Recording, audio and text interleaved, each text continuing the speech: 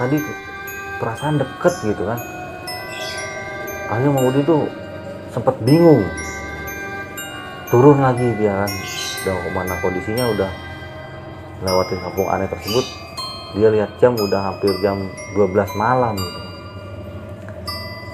Perasaan tadi deket ya Peng katanya, kok sekarang jauh banget, kok kita di kampung kedua aneh, kampung pertama juga aneh katanya. Akhirnya kaget lah mereka berdua, tapi tadi saya ngelayanin bapaknya rame. Dan ternyata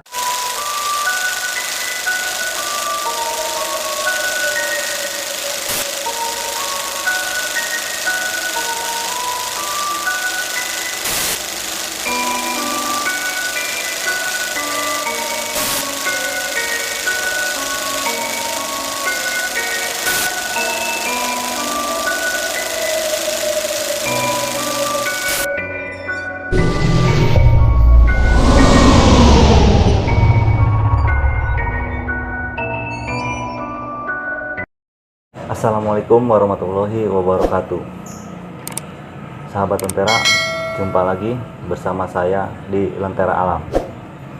Kali ini ada kisah horor yang begitu menarik, yang kemarin saya dapat cerita dari teman saya. Jangan lupa tetap dukung Lentera Alam agar terus bisa memberikan konten-konten horor dan wisata religi bagi sahabat Lentera semuanya. Jangan lupa ya untuk diklik tombol subscribe-nya, like, komen, dan share. Baiklah sahabat Lentera, kali ini cerita misteri yang akan saya ceritakan adalah pengalaman dari seorang penjual bakpao.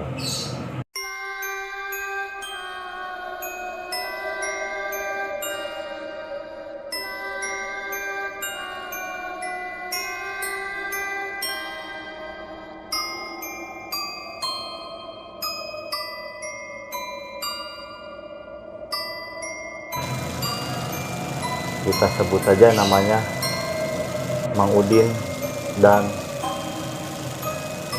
Mang Peang, karena beliau nggak mau disebut namanya dan beliau juga nggak mau menjadi langsung gitu jadi narasumber karena malu katanya. Jadi ya udah, beliau menceritakan ke saya pengalaman horornya saat berjualan bakpao.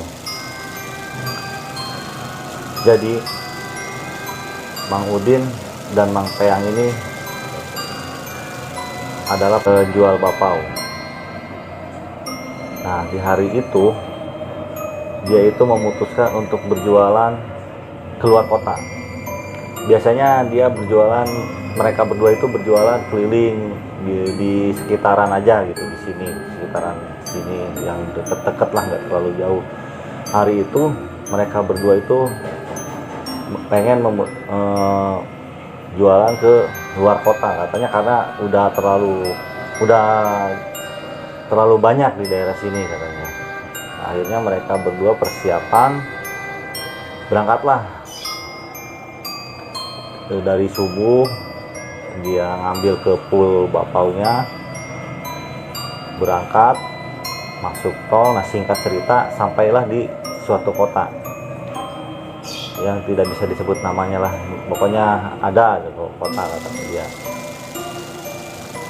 Nah, mereka berdua itu singkat cerita setelah sampai di kota tersebut biasa berkeliling jualan dengan si Mang Udin ini sebagai supir dan si Peang itu sebagai yang di belakang, yang pelayannya. Akhirnya dia keliling. Nah, pada saat itu entah kenapa menurut Mang Udin itu dia itu jualannya sepi sekali katanya. Paling aku seharian itu hanya beberapa bakpao saja yang terjual. Padahal dia di depo itu dia prepare di tempat juragan bakpaonya itu bawa barang banyak karena memang persiapan untuk menginap pulang besok gitu kan keluar kota itu. karena memang udah beberapa kali Mang Udin ini seperti itu gitu, jualan ke luar kota. Nah, singkat cerita, dalam seharian itu hanya beberapa bakpao aja yang terjual.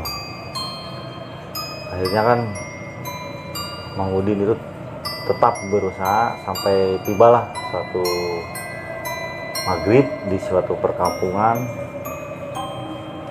karena pada awalnya Mang Udin itu memang nggak mau ke kota besar katanya. Mungkin di kota besar itu udah terlalu ramai, terlalu banyak yang jualan. Akhirnya Mang Udin itu mutus untuk ke pelosok-pelosok, ke desa-desa yang memang jauh dari pasar katanya. Nah, singkat cerita itu berjualan itu hanya laku beberapa bakpao saja. Nah, pada saat itu Mang Udin memutuskan untuk istirahat di jam 5 itu, jam 5 sore.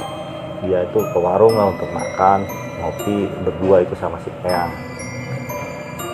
Akhirnya Mang Udin itu nanya lah, biasa kan namanya kan pendatang, nanya ke ibu warung tersebut, "Bu, kalau di sini ada jalan lagi nggak?" Karena memang pada posisi saat itu udah hampir mau malam, dan Mang Udin lihat itu udah nggak ada perkampungan lagi gitu kan. Ada, kata si ibu warung itu, tapi jauh katanya, harus melewati hutan yang di sini katanya. Nah, tapi di sana langsung tembus ke desa lain. Nah, hutan itu kan ada hutan jati sama hutan karet katanya. Jadi milik pemerintah gitu kan hutannya itu kan. Konon katanya itulah jalan tembusannya gitu. Lebih dekat ada lagi yang nggak lewatin hutan, itu muter lagi katanya lebih jauh, balik lagi ke jalan awal. Akhirnya Mang Udin memutuskan ya udahlah nanti terabas saja habis maghrib katanya. Nah, menurut si Bu Warung tuh deket kok katanya, cuma beberapa kilo aja hutannya katanya. Banyak juga yang lewat. Nah, akhirnya singkat cerita mereka setelah beristirahat sebenarnya sempat ragu gitu kan, karena memang posisi malam. Nah, mereka berdua itu bukan takut hantu gitu kan, takutnya dicegat orang atau gimana katanya kan. Ya, tapi si ibu warung itu meyakinkan katanya aman gitu kan, jalan situ banyak juga yang lewat. Akhirnya lah mereka memutuskan untuk oke lah habis maghrib terabas katanya, karena memang bakpaunya masih banyak gitu. Nah, singkat cerita setelah beristirahat, ngopi, makan, berangkatlah mereka berdua itu. Akhirnya nggak terlalu lama, nah ketemulah. Mereka tuh ngeliat emang perkampungan ramai banget nih, orang-orang masih di luar, masih rame gitu kan, masih ada yang ngobrol, ngopi. Wah, benar kata si ibu warung katanya, dengan hati gembira lah mereka berdua itu. Alhamdulillah katanya ini. Tiba-tiba ada yang manggil gitu kan, "Mang, bakpao." Nah, pindahlah si kerempeng yang awalnya duduk di depan, pindah turun berhenti, pindah ke belakang, karena kan kalau dia jalan itu duduknya di depan samping supir. Nah, akhirnya posisi saat itu tuh katanya penduduknya padat, rame gitu, masih banyak orang-orang yang lewat, masih banyak yang nongkrong di luar. Tapi belum gitu si Mang Udin tuh. Nah, singkat cerita bakpao mereka itu udah hampir habis setengahnya, yang stok yang ada di pancinya itu katanya. Nah, makin semangat lah, terabas terus gitu. Nah, pas terabas terus masih rame lagi, dia nemu perkampungan lagi yang kali ini berbeda gitu sahabat Lentera. Kalau dari awal dia tuh rame, ini juga rame, cuman dia tuh merasa aneh gitu kan Mang Udin tuh. Jadi seolah-olah di kampung tersebut itu mereka itu asik sendiri gitu kan, nggak memperhatikan si Mang Udin ini gitu. Nah, tanyalah si Mang Udin itu ke si Krempeng, lu lihat nggak sih katanya, sekitar ini ramai banyak orang tapi kayak yang nggak ngelihat kita. Dan si Krempeng itu jawab, iya ya, kok aneh katanya, masih mobil segede gini dengan suara musik yang keras. Biasa kan tukang bakpo ada musiknya gitu kan, nggak kedengeran sih katanya, nggak, seolah-olah nggak memperhatikan gitu. Akhirnya berhenti, dia tuh memandangi sekitar gitu kan. Akhirnya si Mang Udin itu turun, nyamperin lah ke si Krempeng yang ada di belakang. Peng, ini kita di mana katanya, kok aneh katanya gitu kan. Setelah kita melewati perkampungan tadi, di sini ada perkampungan lagi tapi kok suasananya kayak masih siang, tapi kayak aneh gitu kan. Mereka itu seolah-olah tidak memperhatikan si Mang Udin ini gitu, si dua orang tukang bakpao ini. Bahkan ya asik aja gitu sendiri lalang gitu. Bahkan si Mang Udin itu nanya ke seorang ibu-ibu, ya ibu-ibunya juga cuek. Nah, mulailah di sana Mang Udin sama si Krempeng ini merinding, wah jangan-jangan ini kita kesasar kemana katanya. Dan pada akhirnya si Krempeng, lu sih katanya, udah dibilangin nggak usah lah terabas. Memang waktu itu tuh terjadi perdebatan gitu kan di warung tersebut gitu, waktu masih di warung, karena si Krempeng ini nggak setuju untuk terabas karena memang untuk melewati hutan itu agak penakut gitu kan si Krempeng. Berhubung bapaunya banyak, akhirnya lah diputuskan untuk berangkat.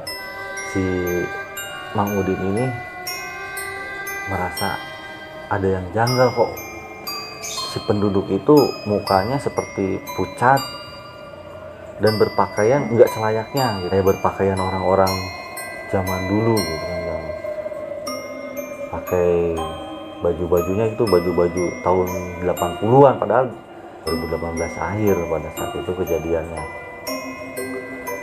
Si Mang Udin ini aneh, kok ini kayak orang-orang tahun 80-an katanya. Bajunya, cara rambutnya, dandanannya, semuanya, dan nggak terlihat seperti udah malam. Mang Udin merasa udah malam banget gitu, udah dari jam perjalanan habis maghrib sampai kampung itu tuh udah jam 9. Nah, singkat cerita, akhirnya Mang Udin tuh memutuskan untuk balik lagi. Tapi yang anehnya, berasa dekat dari kampung pertama ke kampung kedua yang aneh tersebut, jaraknya nggak terlalu jauh, tapi pas muter balik kok nggak nemu-nemu kampung pertama itu. Berasa aneh katanya, kok jauh banget, padahal tadi perasaan deket gitu kan. Akhirnya Mang Udin tuh sempat bingung, turun lagi dia kan, udah kemana, kondisinya udah lewatin kampung aneh tersebut. Dia lihat jam udah hampir jam 12 malam gitu. Perasaan tadi deket ya Peng katanya, kok sekarang jauh banget, kok kita di kampung kedua aneh, kampung pertama juga aneh katanya, tiba-tiba orang rame beli. Nah, singkat cerita, akhirnya karena lelah, ya udah Peng lah, kita mutusin untuk istirahat dulu. Tiba-tiba ada yang menggebrak mobilnya, buah pintu mobilnya. Nah, setelah digebrak mobilnya, sadarlah Mang Udin itu kan kebangun bahwa di situ itu memang jalur untuk mengambil pasir, tidak ada perkampungan. Memang hutan tersebut itu terkenal angker gitu kan. Akhirnya kaget lah mereka berdua, tapi tadi saya ngelayanin bapaunya rame, dan ternyata si bapau itu tumpah berserakan di bawah. Posisi mobilnya itu nusuk ke salah satu pohon yang besar yang ada di situ. Mereka itu seperti pingsan gitu ternyata.